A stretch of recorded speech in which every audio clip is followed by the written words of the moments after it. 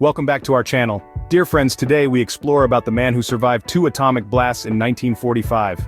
Over the course of 3 years during World War II, the United States developed a new form of warfare, the atomic bomb. It was developed through a massive secret project explored in the recent box office hit Oppenheimer.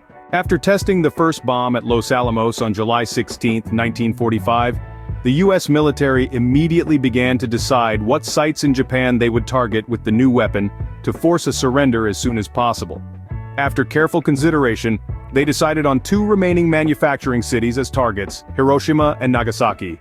It would be less than a month before the second atomic bomb was dropped, this time against an Axis power. It was a clear day on August 6, 1945 in Hiroshima when Tsutomu Yamaguchi left work. He had been in Hiroshima for 3 months on a business trip for Mitsubishi Heavy Industries. When Yamaguchi prepared to return home that day after 3 long months, he did not know what tragedy he was about to face. As he walked towards the company shipyard, he heard the buzz of a large plane overhead and looked up.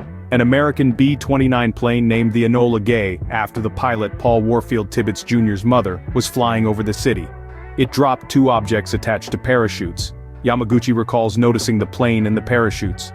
Just as he wondered what they were, there was a bright light that lit up the sky, blinding him.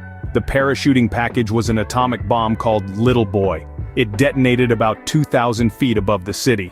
The following sonic boom and shockwave rocked Yamaguchi, flinging him through the air, burning most of his exposed body, and rendering him temporarily deaf.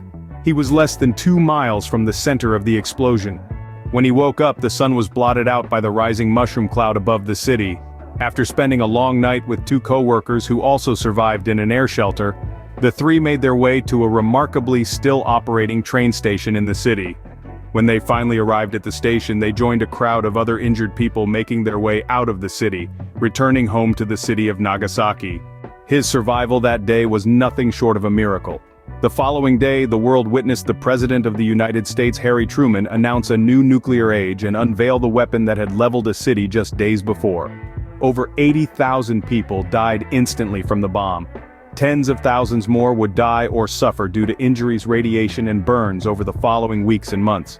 It was an unprecedented level of destruction for a single weapon. Japan had no idea that the United States planned to drop a second one. As Yamaguchi returned to Nagasaki, he sought treatment for his wounds. The burns on his face and hands were so intense that a childhood friend who treated him barely recognized him. Despite his injuries, though, he returned to the office on August 9th. While talking to a Mitsubishi director about the bombing in Hiroshima, Yamaguchi saw a recognizable flash through the window and dropped down before the shockwave hit the building. Just 3 days after experiencing an atomic explosion in Hiroshima, Yamaguchi was once again within 2 miles of the epicenter of another atomic bomb. The bomb dropped on Nagasaki was more powerful than the one dropped on Hiroshima. Luckily, the geography of the city and the way the building was constructed had kept Yamaguchi safe within the office. Although he was hit with another wave of radiation, he was not blown away or scorched the way he had been in Hiroshima. Instead, he was able to quickly make his way home where he feared the worst for his family. After seeing a part of his house blown in, he feared the worst. But he soon learned that his wife had taken their daughter to find new fresh bandages for his wounds and had hidden in a tunnel after the explosion. In the following days, the radiation that Yamaguchi was exposed to began to exert its negative effect.